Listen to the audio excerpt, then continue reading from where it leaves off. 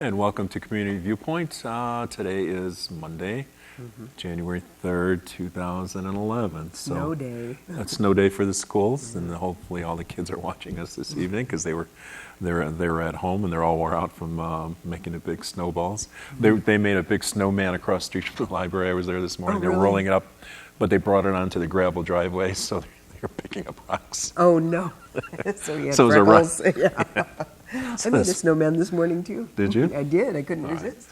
In my area, I had about 4 inches this morning. You said you had about 6 Almost inches? 6, yeah. Yeah, over by the library, it was only about 2 when I got there early this morning. So, strange day for Pahrump. Beautiful Stranger day. than normal. Yeah, stranger than normal. So we're here for the new year. Maria's somewhere on the road from California. She was stopped cold in her tracks. She had to put on chains and things, not on herself, but on her vehicle, to get back. She was in... She was in the Mountain Pass area? Yes, Yeah. yes. So she'll be here next week, and we're trying to keep clear up some loose ends. Rig fail from the last broadcast from the news. He forgot to say happy birthday to his wife, Deb. Happy 30th. Happy birthday, Deb. Yeah. So hopefully you'll have a nice meal when you get home because he remembered belatedly. So saving face over there. We kept the background with the trees up also because if you haven't taken down your tree yet, you remember that you can bring it over to the Cooperative Extension over at Calvana and Dandelion. You can bring the wreath, you can bring all the garland, you can bring the darn tree, no flock trees, they said, and they'll chop it up and mulch. So they're, if you got that tree yet, I saw some out by the garbage for the pickup from Pahrump Valley Disposal. But if you get a chance, bring it over to Cooperative Extension so they can make some mulch and do some good with it. Recycle those trees. Yep. So, it's Donna Lamm. Oh. Donna Lamm is with us this evening to explain some things. She was on the news a couple of weeks ago. There are 2 different segments, and they were split apart because of some other weather-related issue. You're on the Nye County Water District? Water District. Okay.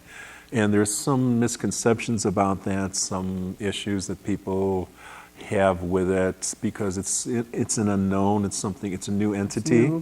And a lot of times we're afraid of things that are new. And Donna's on the board. Who else is on there? Oh, let me see. Dan Midge. Harris, Midge Carver, Former Commissioner. James Eason from Tonopah, Tim McCall from down here, And these are people, Bobby Revert from Beatty. So all through Nye County, okay. we have all different areas. and they, Excuse me, Robert Cameron from Amargosa. right.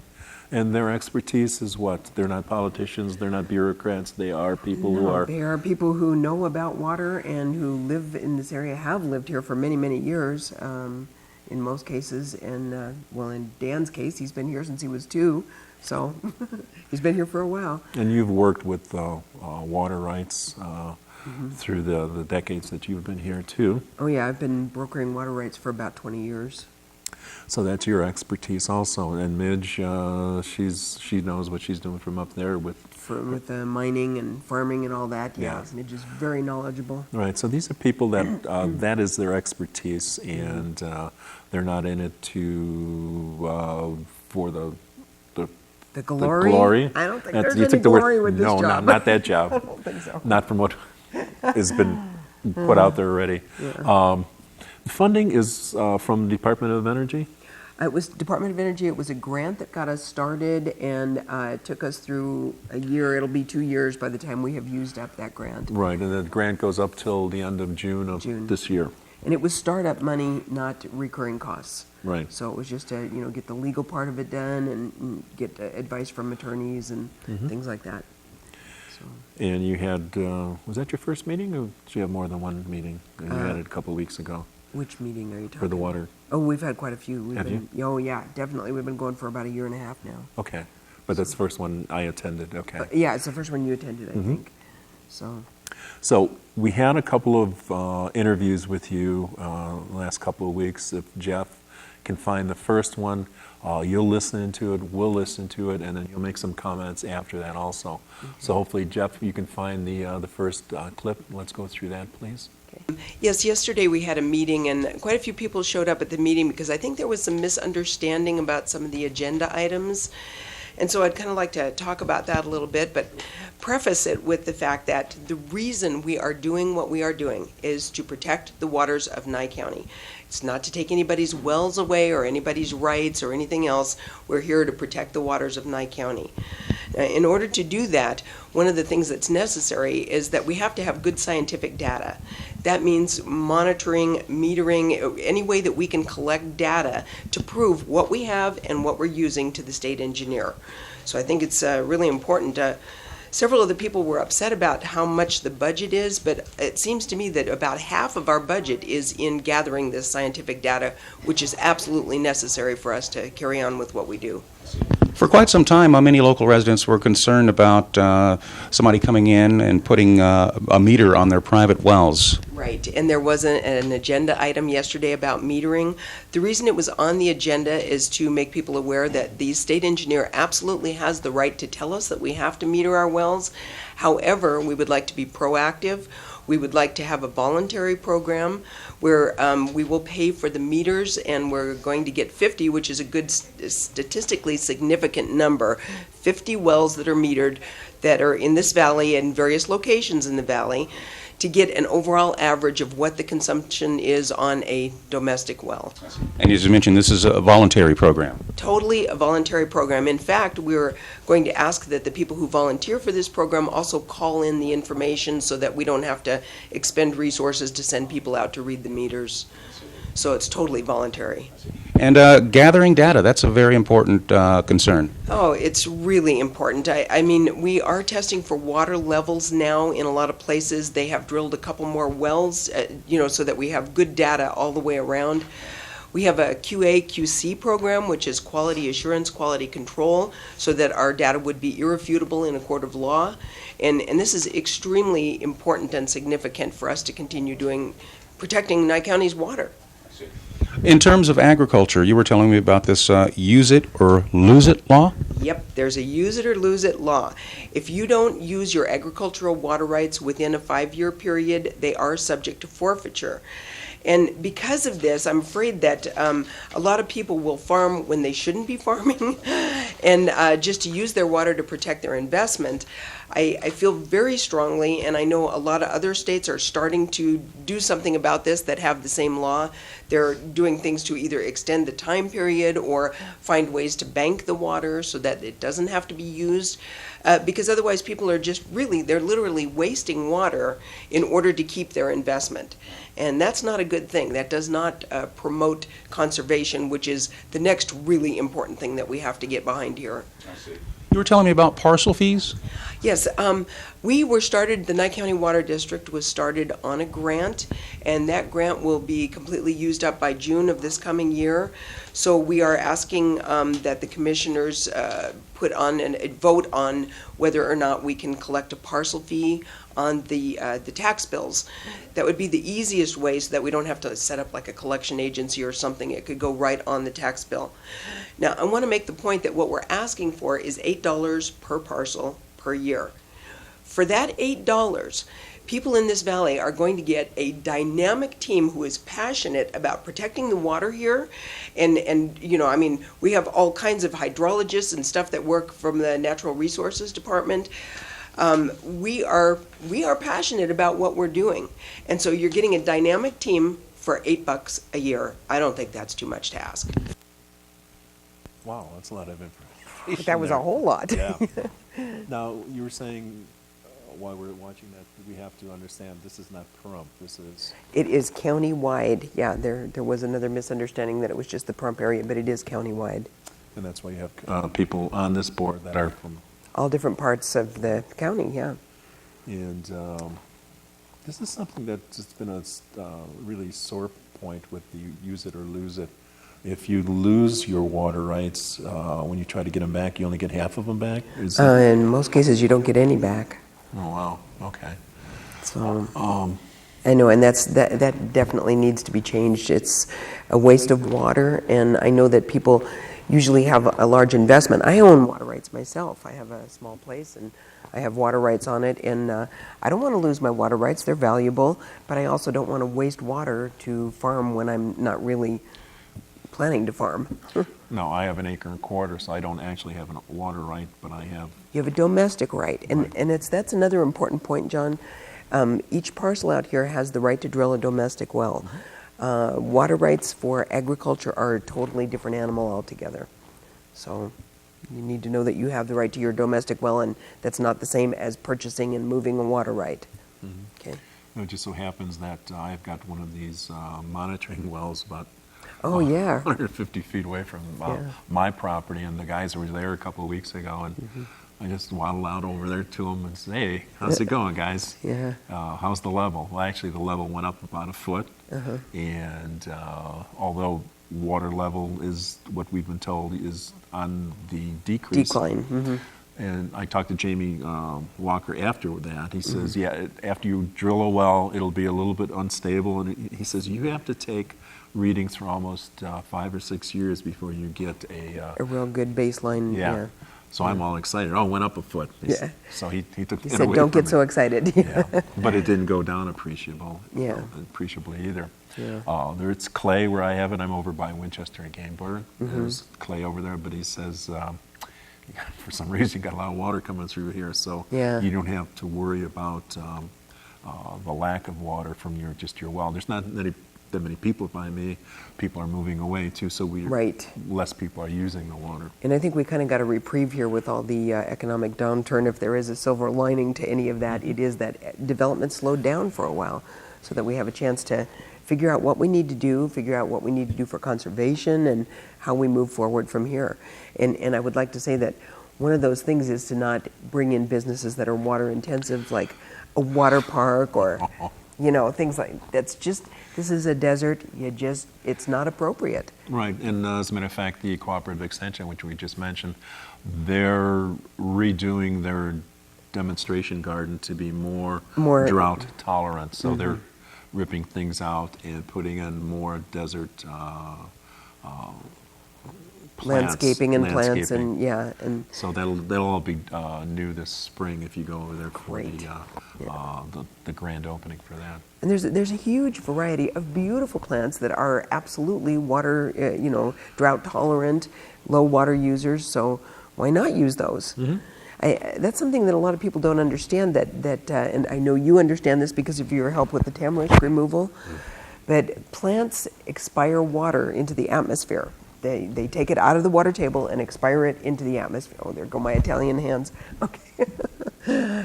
Evapotranspiration. Evapotranspiration. And I said that without moving. Yeah. So that's why we are getting as much tamarisk removed as possible out here. A mature tree can use between 200 and 300 gallons of water a day, and they're invasive. They spread like crazy. So we need to get rid of the tamarisk out here. That will go a long way towards conserving some of our water. So. And the athels, which is like a cousin to them, they're not quite as invasive. They're like an evergreen. Yeah. They stay green throughout the year, but they're just as intensive with their water usage also. They are, but they're a lot less invasive. They pretty much don't go beyond their boundaries, whereas the tamarisk have these little blossoms that float all over the place, and anywhere where there's a puddle of water, they'll get started. But they grow real well over on Wilson, over by the old Binion property. Oh, yeah. They hang over there all the time, so you're always trimming them because Yeah. They grow real good. yes, real good. Very vigorous. And that's where they came from originally. They were a windbreak, the tamarisk, and then the athels, because they grew quickly. And they're bushy, and yeah. Little did we know, or I they know. know. I think they actually used to sell them at the extension office many years ago when That's I first something they moved don't. out here. Yeah, they don't want to talk about. Too Okay, much, we yes, won't talk about yes. that. But let's go into the second segment, if Jeff can find that, and we'll look at a little bit more of what you had to say that week. I think maybe a lot of people don't appreciate the situation we're in here. Our valley is way over appropriated, and we have upwards of 12,000 domestic wells in this valley. Just the domestic wells alone use up pretty much the recharge. So this is a pretty serious situation. I've lived here for 33 years, and I know that my personal well has dropped about a foot a year over the past 33 years. So, and it's continuing to go down. We are mining the groundwater. We need to be a lot more conservative and a lot more careful with this very precious resource. Conservation, how do you plan to get that word out? Well, one of the budget items was for education of conservation, and we haven't gotten down exactly what that means yet, but this is one of the things I'm very passionate about. And I would like to see curriculum in the schools in all of Nye County, in addition to pamphlets or, things that are distributed to the people here, so that they, take better precaution and treat the water that is so precious to us with much more respect than we do right now. I mean, I got to tell you, Zoe, it makes me crazy when I drive down the street and I see sprinklers going into the street. It's like, we have to be a lot more careful than that, a lot more careful. So I want to train the children to treat this as the desert environment that it is. We live in a desert. And you'd like to urge residents to attend these regular meetings every so often? Absolutely. I think I would like more people to come so that they know what we're doing and how hard we're working to try to protect the water for them. There's a big misconception out there, and people are, I don't know, I just think that they don't realize what we're actually doing. And real quickly, in terms of, this voluntary program for metering wells, when will that get underway? I'm not sure. We have to get funding first before we can carry on with all these programs that we're trying to do. So I'm not sure how soon we would be able to do that. I don't think we have the money to tackle that right this minute. But hopefully we will get the $8 per parcel fee to carry on with this work. Donna, you just gave me a term that I'm scratching my head right now. Transpiration. Okay, evapotranspiration. Explain evapotranspiration. Okay, that is one of the other things that we are monitoring right now. Vegetation takes water out of the ground and expires it into the air, and that's evapotranspiration. So it is another use of the water here. And a lot of times, I know sometimes they do scientific studies by aerial photographs. They could tell how much is growing in an area and approximately how much water that's going to use. So that is one of the other items that we'll be monitoring, so that we've got a really good handle on everything that's going out of the basin. Whenever we hear of plants taking up water in the desert, usually salt cedar comes to mind. Oh, thank you for mentioning that. Absolutely. The Southern Nye County Conservation District has been removing some salt cedar here, tamarisk, and a mature tamarisk tree can use up to 200 gallons a day. That's a huge amount. So we're trying to eradicate them. They're really tough to get rid of because they are an invasive species. They're technically a weed. But we're working hard on trying to remove that. And if anybody wants more information about that, they can call the Nye County Natural Resources Office or me at the Southern Nye County Conservation District. And of course, desert landscaping in your yard would really help. Oh, yeah, xeriscape, yeah, that's what we need to be doing here. Years ago, I had a small lawn, and when I realized that, we had water issues here, I decided to take my lawn out. Well, I didn't take it out, I just stopped watering it. Within 2 years, there was no trace of a blade of grass left. Nothing. Because this is a desert, it cannot support lawns. So it's really important that people pay attention to what they're planting also. And one more quick little tip. When you're brushing your teeth, turn the water off. So many people don't do that, and it's just running down the drain, filling up the septic tank. So yeah, just simple things like that. If you're just more aware of how you use the water, and if everybody did a little bit every day, it would save thousands of gallons a year, maybe more. That question, when we're just looking at the thing about the brushing your teeth, I asked the same question to Edzo, my mechanic, and he says, that's some of the stuff I'm doing education. I said, did you know? He says, yeah, I do that all the time. I shut the water off. I said, oh, cool. Oh, really? Not many Edzo, people we do. appreciate that. Yeah. Yeah, another thing is turning the volume of water down too, like in showers or washing hands or whatever. You don't have to have it going full blast. You have the low flow Low-flow shower fixtures, yeah. heads, and you have to put them on timers with teenagers because they'll drain a 50-gallon tank. Yeah. So that's an issue over there too. The energy that's lost plus the water to clean a teenager. And teenagers don't get that dirty, do they? No. Boy. Oh, gosh. If it's that bad, throw them in the tub. They'll probably use less water in the tub if they're going to drain a hot water tank. I saw that happen many times. Really? Oh, God. So you got to get them out of there. Got to get them out of there, yeah. But education is one of the biggest things. Yeah, absolutely. Education, I think, is what's going to save us in the long run if we teach the children, teach them well, how to handle this precious resource. I think it's very, very important. And where are they going to get that knowledge from if we don't teach it to them?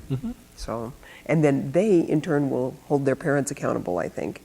You know? Shame for Yeah. the kid is really bad. If they learn it in school, they're going to go, hey, what are you doing there? You're not supposed to be doing that. And it could be made fun. I used to have over at the yeah. Yucca Mountain Project, I had the ant farm. It's a side shot of the groundwater, the underground aquifer. yeah. And you could see the wells and things like that. What would happen when you would inject a dye and where it would go. So Yeah. we have things like that. It's another place where we're all connected. We're Oh, all yeah. connected to the water. What we dump on our property doesn't necessarily stay there. It'll move the way the groundwater moves to the next property, and so forth. Absolutely. You wanted to mention something about Yucca Oh, Mountain? yeah, about Yucca Mountain. Since I brought it up. We were talking about the budget, and we're talking about that this week as well in the Nye County Water District meeting about what we want to spend money on so we know how much money we need. And I wanted to make everybody aware that a lot of the monitoring that has been done here in previous years, the money for that came from the Yucca Mountain Project for the oversight. And so all this whole big program that's been going on for a few years now pretty much came to an end last year, or they're running out of, this year is the last year that they have funding. So some of what we're trying to do is get enough money to continue that monitoring program. Because, if, let's just say Las Vegas Valley Water District wants to take water out of here, we can take our data to the state engineer and say, look, that can't happen because here's the facts, they can't take more water out, and we'll have data to back up what we're saying. So it's extremely important to have that information, and that takes money. And that's starting some of that monitoring with the new wells that are put in the NWRPO, the Natural Resources Office. Yeah, those guys are scientists, and they do a lot of really good monitoring. Really good work, yeah. They do. So it's good to have that backup so you can go to court and say, no, you can't have it. Get it from someplace else. Yeah. You have to have that. I mean, you got to have proof of what the situation is. And if we get those 50 meters to put on the different wells, you're going to have to go through the different cross-section of the folks over here, because Tim Hafen mentioned he's got the water and wastewater treatment. When he opened it up to his Artesia, he found out he's got a lot of senior citizens. They don't use a lot of water. Hardly any. I think the average is like 256 gallons a day in a household of 2 people in Artesia. Yeah, so That's way you low. have the low ball, as they say, and then Yeah. you have, let's say, a family of 3 teenagers, which is going the high end. Right. So you would have to give out 25 meters to low flow and 25 for high flow. Yeah, and the whole idea behind that is just to get an idea of what's actually being used, because domestic wells are allocated 2 acre-feet per year. That's roughly about just under 1,000 gallons a day, and we don't think that people are using that much, generally speaking. I mean, Artesia is a great example. They have desert landscaping, I realize, over there, and they're only usually older couples, but they're using a quarter of that. So those are important things to know as well when we're dealing with the state engineer. So it's all real important stuff, and right now it's just not being properly taken care of. Let me say that. And we have to understand that our water here is groundwater, not surface water. That's right. Our water is really clean water. We had this about 4 or 5 years yeah. ago. We did the study for the nitrates, and Yep. what was it called? It was called the What did we call that? Southern Nye County High Desert. Groundwater potential contamination from septic tanks in the Pahrump Valley. Right. So, back when we did this 5 or 6 years ago, there was a big scare that there were too many septic tanks here, and that could potentially contaminate the groundwater. But we did a study and looked for anything from septic tanks. Wellhead protection. The wellhead protection, yeah. Right, that came too, back to me. yes. So, but anyhow, we did a valley-wide search. I think, if I'm not mistaken, there was about 200 wells sampled. Yeah, because I took up Yeah, the you banner. worked on that, yeah. Because I surveyed everybody out here after Tom Bucco asked me to do that, and then I went to Amargosa Valley also. So I was very intimate with the different areas that were in need of surveying, and really not that bad. Monitoring, yeah. Oh, yeah, they found the only contamination they found was something way out at the south end that was a naturally occurring, because there weren't many wells in Nitrates. the area, naturally occurring nitrates. And then the other area was near the dairy, was high in nitrates, but that makes sense too. Right. So you got cows there. Right, and we have the data, all the data points over there to back that survey up also. Yeah. So that takes money, that takes grant money. We don't have Yucca Mountain. Yucca Mountain is still there, but somebody closed its purse strings, and it's still there. It may be open again, maybe not, but Yeah. in the meantime, In the we have to meantime, look for yeah. some other way to get grant money to back up the fact that we don't have the water here, and we don't want you to take it from Yeah, us. exactly. Well, the other thing is too, not only are we asking for a per parcel fee, but we will be pursuing grants when we can find grants that are applicable to what we're doing. And that parcel fee that you're asking for right now is $8 per acre? Per parcel, Per parcel? per parcel. And parcel could be, A parcel could be 160 acres, or it could be, okay, depending a on how it is. quarter of an acre. Okay. Yeah. So if you have a tax bill and you have a, Okay. Each parcel. it parcel could be- number, I have an acre and a quarter, and I also have like a quarter acre, so a parcel, and that's a parcel. that's right. So Okay. you'd be paying on each one. Well, that's not fair. It's, That's, sorry. well, the way I figure it is, I know. everybody's got a stake in this valley. We're all stakeholders in this, and so I don't need to convince you, I know. I know. But we all need to be chipping in to fund this, to protect the waters of Nye County. Right. That's the deal. So if next time you see the board meet, go over there, go there with an open mind. Don't let other people do your thinking for you. Look at both sides of the story. It'd be Yeah, attend the meetings so that, I know some people call around and say, oh, this, they're going to meter our wells. Well, you come to the meeting and find out what is in fact happening. right. Okay. As always, thank you very much, Donna. Oh, sure Donna thing. Lamm for coming. Maria, I know you don't have a TV in your car. We'll see you next week. Thank you, folks, for watching us. I think we repeat on Sundays at 6:30 in the morning. So when you wake up, have that cup of coffee, you could see us once again. Once again. Remember, get rid of that tree to Cooperative Extension. All right, still got another week or so for that. Dandelion and Calvada. Thank you, Donna. Thank you, Jeff. Thank you, folks, for watching us. Good night. Good night. Happy New Year.